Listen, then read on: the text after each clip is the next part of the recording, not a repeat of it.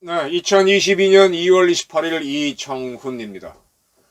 우크라이나 사태로 본 북한 핵 문제까지 다뤄보겠습니다. 북이 핵을 만지작거리면 어떻게 할래? 저는 이번에 우크라이나 사태로 봤을 때 이재명 후보의 안보관은 구상유치, 젖비린내가 나는 그런 어린아이 수준으로 보입니다. 구상유치 이재명을 보여드리겠습니다.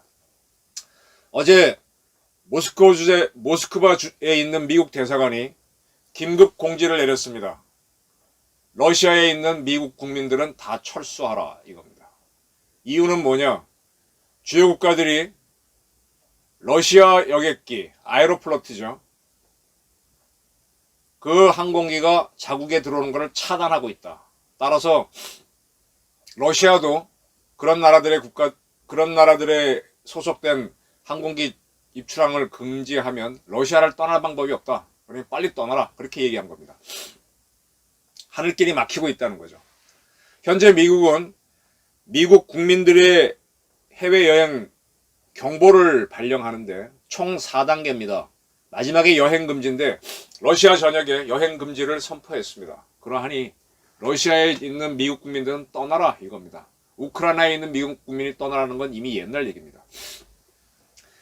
유럽연합 EU 집행위원장도 EU 국가 모든 회원국이 러시아의 하늘길을 차단한다. 러시아가 소유하고 있고 러시아의 국적을 든 모든 항공사의 항공기는 더 이상 EU 국가 공항에 내리지 못한다 라고 발표했습니다. 그 전까지는 개개 국가들이 했는데 EU 전체 30개국 회원국이 아에로플로트 등 러시아 항공사의 입출항을 전면 금지했습니다. 모스크바에 있는 미국 대사관은 추가로 러시아에 체류하고 있는 미국인들은 자기 방어를 해라. 러시아인들과 충돌할 수 있다. 그런 것까지 추가했습니다. 현재 대한민국은 어떻게 되어 있느냐? 우리 대한민국 외교부는 지금 이 방송하는 이 시각까지는 우크라이나 지역에 대해서는 여행금지를 선포했고요. 러시아 지역에 대해서는 우크라이나 인근 지역에 대해서만 여행 경보 3단계, 여행 금지까지는 아니고 여행을 하지 마라, 재고해라 이렇게 했습니다. 아마 미국이 이렇게 발표했기 때문에 EU가 또 바로 가기 때문에 우리도 아마 러시아 전역에 대해서 여행 금지, 그리고 자국민, 우리 대한민국 국민 철수해라 이런 지시가 들어갈 걸로 보입니다. 우리가 좀 한 발 늦죠. 그만큼 사태 파악에 대한 정보가 어둡고 다른 나라가 하는 걸 보고 따라간다는 겁니다. 자, 중요한 발표가 있었습니다. 작년에 문재인 대통령 영국에서 열린 G7 회의에 초대받았다고 좋아했는데 정작 가장 중요한 안보 문제가 터지자 우리 문재인 대통령은 초청을 못 받습니다. G7 회의가 계속 열리고 있는 모양인데 이 중에서도 일본을 뺀 G7 중에 6나라, 북미와 미국하고 캐나다죠. 유럽에 있는 영국, 프랑스, 독일, 그리고 이탈리아, 이 6나라 플러스 EU까지 해서 스위프트에서 러시아를 차단하기로 했다라고 결정을 내렸습니다. G6가 결정을 내렸습니다. 이러한 스위프트에서 특정 국가를 배제하는 것은 현재는 북한과 이란에만 적용되고 있는데 러시아를 추가한 겁니다. 경제의 핵폭탄을 G6가 러시아를 향해 던졌습니다. 이 스위프트라고 하는 게 뭔가 하면은 각국마다 은행이 있잖아요. 우리나라도 우리은행, 신한은행 등등 은행이 있는데 이 은행들이 외환 결제를 하지 않습니까? 무역을 하니까, 무역에 참여하니까. 그래서 다른 나라 타국 은행들과 이 외환 거래를 할 수 있도록 묶인 망이 스위프트입니다. 스위프트. 이 스위프트는 200여국에 11,000여 개의 은행이 연결되어 있습니다. 여기에 끼지 못하는 은행은 사실상 국제거래를 못하는 거죠. 하루에 4,200만 건이 결제가 됩니다. 그러니까 지금 우리가 수출하고 수입할 때 다 달러는 이쪽으로 주고받는다고 보시면 됩니다. 이러한 거래망에서 러시아를 뺐습니다. 그러면 러시아가 지금 원유를 수출하고 가스를 수출하는 이 자연자원을 수출하는 국가인데 그 대금을 못 받죠. 죽을 지경이 되는 겁니다. 돈 없으면은 누차 말씀드리지만은 무기가 없어서 지는 경우도 있지만 먹지 못하고 에너지가 없어서 지는 경우가 더 많습니다. 저는 이걸 보면서 제가 안보 공부를 한 바에 따르면 미국의 힘을 다시 보게 됩니다. 지금 여러분들 운전하실 때 편하게 내비게이션 켜고 운전하시죠. 이 내비게이션이 GPS 정보를 받는다는 건 다 아실 겁니다. 이 GPS 위성을 누가 띄워놓은 겁니까? 미군이 띄워놓은 거죠. 미국 정부도 아니고 미국 국방부 공군이 띄워놓은 거죠. 공군 우주사령부가 띄워놓은 거죠. 그래서 거기서 위성 3개가 오는 전파를 딱 잡으면은 내 위치가 정확하게 나옵니다. 근데 여기서 미군이 차이를 두죠. 밀리터리 군사용으로 주는 전파하고 시빌 민용으로 주는 전파가 다릅니다. 밀리터리 전파는 굉장히 정확하고요. 여러분 이렇게 아파트에 가시면은 우리 내비게이션 켜고 어느 집 찾아가면은 아파트까지 딱 가죠. 근데 내가 들어가고자 하는 목적지는 아파트가 뭐 몇 층에 몇 호지 않습니까? 거기까지는 못 가죠. 즉 고도는 못 밝히죠. 평면 정보만 주지 않았습니까? 자동차는 또 하늘로 나는 건 아니니까. 근데 이 군사용 GPS는 딱 고도까지 찍어줍니다. 이게 무섭습니다. 그래서 미사일에다가 이런 정보를 주면은 아파트 몇 층 몇 호를 뚫고 들어가서 맞춰버리는 거예요. 이게 미국의 GPS 정보고요. 여러분들 다들 편하게 인터넷, 저도 잘 쓰고 있습니다. 인터넷 자체가 이 미군이 제공한 겁니다. 미국이 전 세계 작전을 하기 위해서 깔아놨던 망을 민용으로 돌려준 게 인터넷입니다. 그래서 스위프트도 그렇고요. 그러니까 미국이 달러도 여러분들 뭐 달러 많이 쓰시는데 달러도 미국이 발행해서 전 세계에 제공해준 통용 화폐잖아요. 그걸 만약 끊거나 장난치게 되면 세계 경제가 춤을 추게 되죠. 이렇게 달러를 제공하고 인터넷 제공하고 스위프트 제공하고 GPS 제공하고 이렇게 세계가 돌아가는 기본 시스템을 제공하는 국가를 기축국가라고 합니다. 그 중에 달러는 돈이니까 기축통화라고 하죠. 지난번 이재명 씨인가 우리나라 대한민국 원화도 기축통화가 될 수 있다는 헛소리를 했는데 우리나라 원화가 세계 전체에 깔릴 수가 있나요? 웃기는 이야기입니다. 이제 러시아 은행들이 스위프트에 접속하지 못하면 돈을 못 받고 그러면 러시아에서는 밀란이 일어나겠죠. 그러면 러시아 은행이 할 수 있는 중앙은행이 할 수 있는 방법은 원래 금본이죠. 지금은 아니지만 옛날에는 금을 내가 발행하는 통화만큼 준비해 놓고 통화를 발행했잖아요. 금본이제였잖아요. 지금은 아니지만 어쨌든 금을 갖고 있습니다. 이 금을 돌리겠죠. 근데 이 금 돌리는 것도 유럽 국가가 미국이 차단하겠다. 이 금과 더불어 이제 외환 보유고라는 게 있는데 이제 우리나라도 외환 보유가 굉장히 많은 나라잖아요. 근데 이 외환을 우리나라만 갖고 있는 게 아니라 다른 나라에도 이렇게 투자해 놓고 여러 가지 형태를 갖고 있잖아요. 그러면 이 스위프트가 안 돌면 어떡합니까? 그 외환 이미 갖고 있는 그 달러를 갖고도 한번 돌려보는 거죠. 원유 수출하고 돈 못 받은 기업한테 러시아 중앙은행이 자기 달러를 일단 주고 나중에 이제 변제하라 이렇게 하면서 기업을 살려보는 거죠. 근데 그것도 못하도록 미국이나 EU에 있는 러시아 자산을 다 동결하고 들어가고 있습니다. 못 가져가. 우리나라에 있는 러시아 돈은 못 가져가. 그리고 이런 식으로 이제 러시아가 사용할 수 있는 외환까지 차단하게 되면 러시아는 경제가 매우 어려워져서 전쟁을 수행하기 어려워집니다. 자, 저는 이걸 보면서 뚝 떠오르는 게 우리 국가안전보장회의라고 하는 게 있습니다. 여기에 우리는 이제 국방부 장관, 통일부 장관 이런 사람들 안보 위주로 참여시키는데 아닙니다. 기획재정부 장관을 반드시 참여시키고 한국은행 총재를 불러야 됩니다. 통화 문제는 매우 중요합니다. 그리고 식량 없으면 싸울 수가 없으니까 저는 지금 우리 농림부로 돼 있는 부서를 가만히 보시면 농업을 키우고 수산을 하고 하는 게 뭡니까? 임업하고 다 식량부잖아요. 식량 자원부로 바꾸고 농수산부 장관을 참가시켜야 되고 또 우리가 먹는 에너지 말고 전기, 원유 중요하니까 산업통상자원부 장관도 NSC에 참여시켜야 된다고 합니다. 국가안보를 종합적으로 대통령이 봐야 되는데 우리 문재인 대통령은 북한 문제만 보기 위해서 이제 하니까 이게 문제라는 겁니다. 자, 이번에 이제 스위프트가 제재를 하니까 지금 비트코인이 전 세계에서 폭락하고 있습니다. 이거는 장난이 아닙니다.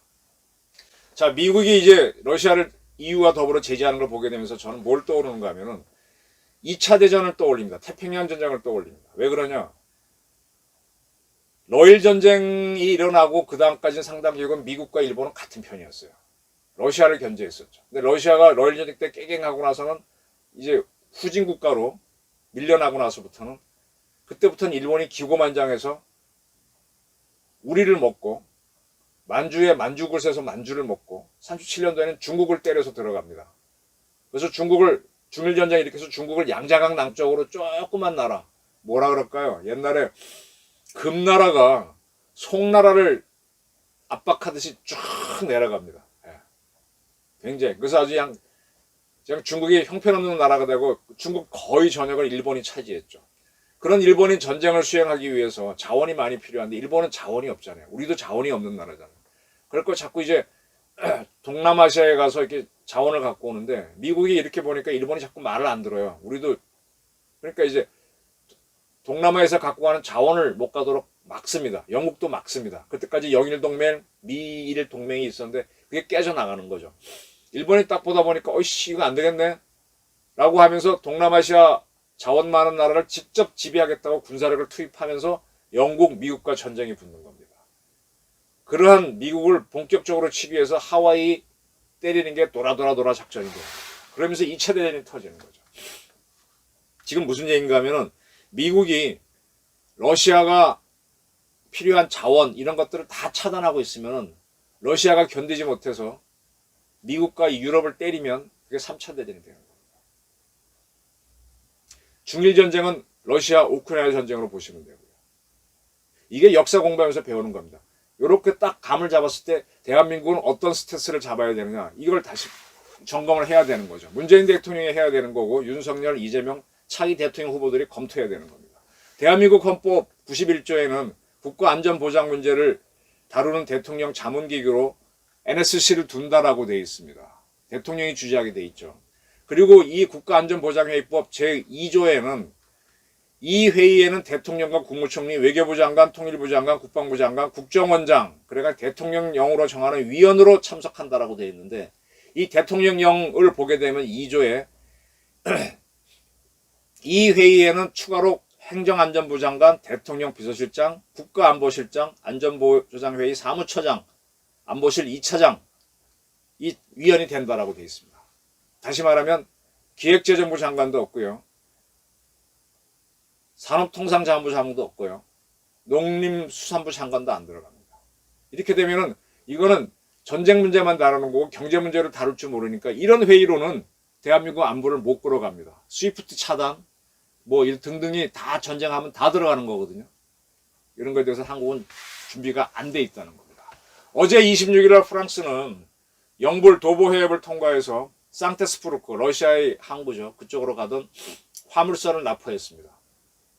왜 그러느냐? 이게 제재입니다.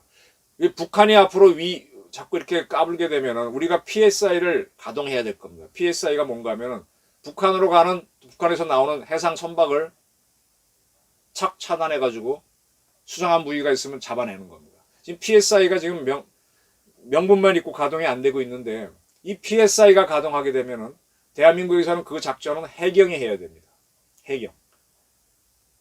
해경이 해야 되는데 해경은 지금 해양수산부 소속입니다. 해양수산부는 전형적인 경제부처이기 때문에 국가안전보장회의에 장관이 참석하기 어려워요. 그래서 저는 이 해경을 경찰이나 소방청은 안전행정부에 속해 있지 않습니까? 행정안전부에. 그와 똑같이 이것도 치안기구이니까 빨리 행정안전부로 보내라. 바다에서 작전한다는 이유로 해양수산부에 두는 건 말이 안 되죠. 지금 우리나라 국가 시스템이 정리가 안 되어 있습니다. 그래서 PSI 가동에 대비해서 해경을 안전행정부로 보내라. 이런 변화들을 하면서 러시아 사태를 보면서 우리가 준비해야 되는 겁니다. 그 다음에 나토가 신속 대응군을 배치를 발표했습니다. 4만 명 규모, 그러니까 한 만장일치로 30개 국가들이 합의했는데 4만 명 규모입니다. 당장 우크라이나에 투입하지 않지만 필요하면 할 수 있다는 준비인데 주력은 미군입니다. 4만 명이면 일개 군단이죠. 그러면 우크라이나 사태가 커지면 바로 작전 들어가는 부대가 필요하다는 얘기인데 그럼 우리 또 북한에서 위기가 발생하면 그걸 준비를 해야죠. 현재 한국군에서 신속 대응군 역할을 할 수 있는 것은 육군 제7기동군당 북진통일부대입니다. 몇 차례 말씀드렸지만 그 부대는 4개 사단으로 되어 있는데 수도기계화 사단, 맹호부대, 8기동사단, 오뚜기부대, 11기동사단, 화랑부대, 이신속사단 노도부대 이 부대입니다. 근데 이 부대가 신속히 들어가려면 보급이 따라야 되는데 이 부대들에 있는 여단에는 일개 군수 지원대대밖에 없다. 야, 여단 전체를 어떻게 대대가 지원합니까? 말도 안 되죠. 군수 지원대들을 빨리 지금 확충해야 되고 이 신속사단 같은 경우는 비행기를 타고 헬기를 타고 적지역에 투하되는데 여기에 두 개의 여단이 있습니다. 과거 이제 201, 203 이작사 이하에 있던 특공여단을 여기다 집어넣는데 여기는 아예 군수 지원 부대도 없어요. 이러한 엉터리 편제를 강화해야 됩니다. 그 다음에 또 하나의 강력한 기동부대가 포항에 있는 제1해병사단인데 이 해병사단은 또한 여단으로 되어 있는데 이 여단은 아예 군수 지원 대대도 없습니다. 그리고 해병대가 동원할 수 있는 1사단 예하의 기동부대는 전차대대 하나 뭐 이 정도 상륙 장갑차 대대 하나 이거밖에 없습니다. 굉장히 기동부대를 강화해야 되고 항공대는 헬기가 필요한데 헬기 전력이 너무너무 약하죠. 그래서 마린원 부대를 추가해라 이런 게 필요하고요. 이런 부대들이 작전하려면 공군의 전투사령부가 강력한 공군력으로 에어캡 항공작전을 해야 되는데 전투사령부는 어느 정도 준비가 되어 있습니다. 근데 그 다음에 우리 신속사단을 투하할 공군 기동사의 전력은 너무 취약하죠. 그래서 공군 기동사의 수송기 전력을 확충해야 되고 그 다음에 이 해병대를 싣고 상륙작전을 하려면 해군 5성군전단 예하 53 상륙전대의 전력이 강화돼야 되는데 상륙전대의 세력이 아직 미약하죠. 천왕봉 고중보급 상륙함 갖고는 안 되죠. 독도급이 지금 2척밖에 안 되는데 그걸로도 안 되죠. 더 강화해야 되고 또 이러한 부대가 움직일 때는 기뢰전 부대 52 기뢰전대가 같이 작전해야 되는데 역시 문제가 있고 그 다음에 제7 기동전단 이 부대를 호위해줘야 되는데 기동전단은 어느 정도 준비는 돼 있습니다. 그 다음에 잠수함대 사령부가 작전해야 되는데 잠수함대도 어느 정도 준비는 돼 있습니다. 53 상륙전대를 강화하는 게 지금 상당히 필요한 부분이죠. 이런 걸 준비해 놓고 있다가 이게 우리 대한민국의 신속 기동군입니다. 이걸 준비해야 됩니다. 그 다음에 이 바이든 대통령이 이런 얘기했어요. 지금 G6가 러시아 제재에 들어갔는데 우리는 그거 말고도 일본과 한국, 호주가 있다라고 거론했습니다. 러시아에 대한 제재에 태평양에 있는 한국과 일본과 호주가 참여할 수 있다고 그랬습니다. 우리 문재인 대통령은 파병은 어렵지만 러시아의 제재에는 동참할 수 있다고 발표한 바가 있는데 거기에 대해서 미국은 사의를 표명한다고 하면서 딱 대한민국 물고 들어가는 겁니다. 파병은 미국도 파병 안 하는데 파병은 어렵죠. 그래서 경제 제재는 태평양권에서 한다면 일본과 그래서 미국이 G6로만 한 걸로 보이는 거죠. 일본을 불러들이면 한국, 대만, 그 다음에 호주, 뉴질랜드 땅 묶어서 이쪽에서 제재하겠죠. 자, 그래서 저는 계속해서 국가안전보장회의에 기획재정부 장관, 산업통상자원부 장관, 그 다음에 농림수산부 장관을 참여시켜야 되고 한국은행 총재도 불러야 되고 그리고 우리 해경청을 안전행정부로 옮겨라라는 주장을 하는 겁니다. 지금 러시아에서는 러시아 군들이 지금 들어가다가 돈자가 되고 있습니다. 왜? 보급이 안 되고 있으니까요.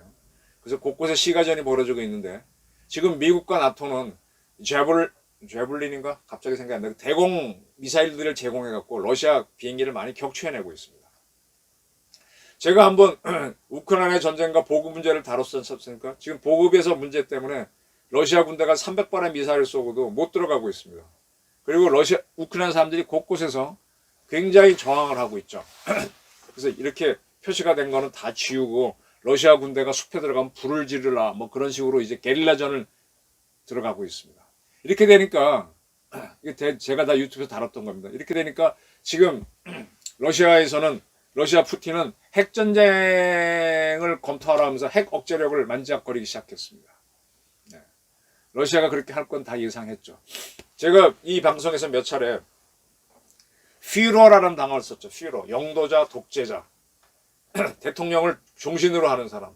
대한민국도 이승만, 박정희가 퓨러가 될 수 있었는데 전두환이 들어서면서 퓨러 제도를 없애버렸잖아요. 단임을 실험하면서 지금까지 우리는 민주국가가 되는 성공했고 같은 공화국인 북한은 세습을 하는 퓨러가 있는 나라가 됐지 않습니까? 그러니까 이게 독재국가죠. 지금 푸틴은 2번 대통령을 연임했다가 헌법에 따라 국무총리로 내려왔다가 다시 지금 두 번째 연임을 하고 있습니다.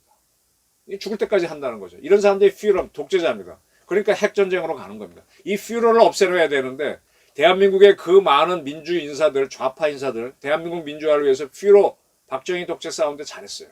근데 지금 세습까지 하는 북한 독재에 대해서 말도 안 하냐 이거야. 그래서 나가 싸우라 이거야. 우리 5.18 단체들, 4.3 이런 사람들 다 북한 그 führer, 독재자에 위해 항의하고 민주화 시키는데 참여하라 이거죠. 우리 586, 송영길, 우상호, 이인영 이런 사람들 좀 북한 타도하자 이렇게 나가야 된다는 얘기입니다. 지금 러시아, 우크라이나는 4개의 원전인가 아마 있을 겁니다. 원전이. 러시아산 원전에서 좀 문제가 있는데 지금 우크라이나의 이런 핵시설을 러시아가 공격하는 모양입니다. 지금 핵연료 저장소를 공격했다 그러는데 폐해는 없는 모양이에요. 제가 정리를 해드릴게요. 핵 폐기물 중에 중저준위 폐기물을 넣는 데가 있습니다. 거긴 저도 여러 군데 가봤고 이렇게 우비 같은 거 입고 들어가니까 거기는 폭격을 당하고 다 깨져도 위험은 거의 없습니다. 한 100m 이내만 안 가시면 되고요. 사용 후 핵연료를 집어넣는 그 저장소가 깨지면 위험할 수 있습니다. 그게 지금 후쿠시마에서 그게 문제가 돼 있죠. 근데 거기에 풀장 안에, 수영장 안에다가 사용 후 핵연료를 넣어놨는데 이 수영장만 안 깨지면 큰 문제는 없습니다. 6m 깊이 이하로만 사용 후 핵연료가 들어가 있으면 방사선은 못 나옵니다. 근데 이 물이 말랐거나 물이 새버리면 문제가 될 수 있습니다. 또 하나, 원자력 발전소 자체가 공격을 맞아서 깨져갖고 그 안에 있던 핵분열 중인 핵연료가 누출된다면 문제는 커집니다. 결론부터 말씀드릴게요. 우크라이나 원전은 모르겠습니다만 대한민국 원전은 미사일 공격으로는 안 깨집니다. 그럼 뭘로 깨지느냐? 비행기가 와서 들이박으면 금이 좀 가는 걸로 알고 있습니다. 대륙간 탄도미사일이 때리면 깨지는 걸로 알고 있습니다. 대륙간 탄도미사일은 핵폭탄을 달고 있으니까 뭐 깨지면 그거 자체가 핵전쟁이니까 끝이죠. 그러니까 다시 말하면 지나가던 여객기가 추락해서 우리 원전을 맞추면은 그거는 어쩔지 모르겠어요. 북한 전투기가 가미가지로 와서 탁 때리면 금 정도는 가는데 여객기가 워낙 크니까 딱 추락해서 맞추면 어떻게 될지. 근데 그것도 어지간히 건드린 걸로 제가 알고 있습니다. 그래서 원전 자체는요, 미사일 공격에 대해서 상당히 견디고, 그럼 뭐가 문제냐? 이 원전에서 전기를 생산해갖고, 송전시설로 갖고서 보내잖아요. 그 송전시설은 방어시설도 없어요. 딱 맞으면, 그게 깨지면 전기를 못 보내면, 우리 전체가 에너지 부족에 걸립니다. 요런 거에 대비해야 돼요. 요런 거. 그래서 지금 제가 국군 화생방사령부하고, 이 원전 주변에는 국군 부대가 다 있습니다. 그런 부대들이 자꾸 작전을 하라 이거지. 그리고 그 부대 주변에는 공군에서 우리 천공2 방공 미사일 배치해갖고 북한 미사일 오면 맞추라 이거예요. 그리고 원거리 수사학교에서 사드 배치하라는 겁니다. 이 사드 배치에 반대하는 이재명류의 이런 사람들은 대통령 될 능력과 준비가 안 된 사람입니다. 제가 구상유치라고 처음에 얘기했습니다. 젖비린내 난다는 얘기입니다. 자, 그래서 이제 지금 우크라이나에 있는 체르노빌 옛날 원전 사고 난 거를 러시아가 점령해갖고 그걸 뭐 개봉한다든지 겁을 줄 수 있고, 또 이제 우크라이나 핵 발전소 시절을 점령해서 겁을 줄 수 있겠죠. 핵을 쓰지 않고 핵전쟁하는 것 같은데, 우리는 이걸 딱 알면은 우리가 거꾸로 특작 부대를 보내서 유사시에 북한 핵시설을 먼저 점령하고 그렇게 해야죠. 우리 핵시설은 잘 방어하고. 자, 그러면 이제 러시아 우크라이나 사태를 우리 사태로 돌리면은, 우리가 북한에서 굉장히 압박을 가하면 북한을 도와주는 중국, 그리고 러시아도 그럴 수 있고 핵 사용을 만지작거릴 수도 있습니다. 우리한테. 그때 어떻게 하겠습니까? 그때 특히 이재명 씨는 어떻게 하겠습니까? 물어보고 싶어요. 선제 타격을 하면 안 된다고 하니까. 쟤네들이 만지작거리면 우리 핵 맞을 수는 없잖아요. 때리는 거지 뭐, 선제 타격. 미국과 함께. 우리 단독은 못 되고. 그때 일본도 도움이 필요하고. 그리고 어떻게 하는 겁니까? 사드를 배치하고 해군용 SM-3를 배치하고 걔네 핵폭탄 오면 맞춰버려야죠. 잡아야죠. 그거 하려면 어떻게? MD에 참여해야죠. MD에 참여는 절대 안 된다는 투로 얘기하는 게 이재명류, 문재인류인데 김대중부터 그랬어요. 이거 난센스예요. MD에 참여해야죠. 그 미국의 핵으로 우리를 지키고 핵공유 협정을 맺어야죠. 이렇게 해놓고 단단하게 해놓고 경제를 하는 겁니다. 다 풀어주고 하는 게 아니고요. 지금 냉전으로 신냉전으로 가고 있습니다. 왜 이렇게 생기느냐? 이 강대국들은 세력 균형을 잡지 않습니까? 지금 안보리 이사국도 서로 핵을 닦아주고 핵으로 서로 균형을 잡고 있습니다. 이게 밸런스 오브 호러죠. 이게 세력 균형 이론입니다. 그래서 세계는 서로 비등비등할 때 전쟁이 안 나서 평화가 온다는 거잖아요. 근데 어느 한쪽이 쫙 치고 올라갑니다. 특히 2등 국가가 치고 올라오면 이게 세력의 전이가 트랜스포테이션이 일어나죠. 트랜스가 일어나죠. 그럼 세력 전이가 일어나면 너 안 돼 하면서 둘이 싸우면은 이게 세력 전이 일어났다 따르면 전쟁이 나는 거잖아요. 지금 우크라이나 문제를 놓고 세력 전이가 벌어지고 있으면 전쟁 날 수도 있습니다. 그래서 우리는 계속 이 전쟁을 관리하는 건데 전쟁은 무조건 전쟁을 관리해야 평화가 오는데 전쟁 관리 자체를 반대하는 게 이재명 되니까 어린애 국민학교 수준의 안보관을 갖고 있다는 겁니다. 그래서 세력 균형을 잡는 균세가 중요하고 그게 평화이고 이게 깨져서 세력 전이가 일어나거나 위기가 일어나면 그러면 전쟁이니까 그걸 또 전쟁을 조기에 끝내는 준비를 하기 위해서 신속 대응군을 만들고 핵 공유를 하고 이런 거거든요. 그런 면에서 우리 안보 시스템 국가안전보장회의는 허점이 많고 이제 그걸 보강하는 회의가 외곽회의라 그럴까? 통합방위본부라는 게 있어요. 국무총리 중심으로 하는 건데 이 법은 북한하고만 대응하게 돼 있는데 지금 러시아 사태로 우리가 전체가 위기가 올 수도 있거든요. 통합방위법도 완전히 개정해야 돼요. 적이 아니라 주변 미변으로 이렇게 바꿔야 되고 이 법은 제가 한번 통합방위법 문제는 논문을 쓴 게 있는데 그건 따로 정리를 나중에 기회 되고 하겠습니다. 자, 지금 이재명 씨의 안보관을 보게 되면은 뭐 죽어나는 건 젊은이다 이런 소리나 하고 있는데 정말 국민학교 수준 군대 안 간 여성의 수준의 안보관을 그래서 저는 구상유치라고 봅니다. 이 양반은 자기 관리도 못했어요. 자기 부인 문제, 자녀 문제도 못했고. 그래서 저는 이 사람이 대통령 되고 싶다면 공부 더 하고 나와라. 이런 상태로는 이 세계에 나가서 아무것도 못하고 대한민국 안보도 못 지킨다. 이재명 씨를 제가 개인적으로 뭐 정치적으로 반대한 걸 떠나서 대한민국 대통령이 되겠다는 사람 지금 사실은 안철수 씨 안보관도 보게 되면 제가 보기엔 구상유치입니다. 윤석열도 마찬가지입니다. 근데 그쪽에 서포트하는 사람들을 괜찮고 받아들이는 속도가 빠르니까 제가 지켜보고 있을 뿐이죠. 대한민국 대통령 되겠다는 사람들은 진짜 안보 다시 공부하고 철저히 공부하고 나와야 됩니다. 구상유치 단계의 안보관 가지고 대한민국 대통령 하게 되면 정말 문제가 많습니다. 저희 주장이었습니다. 감사합니다.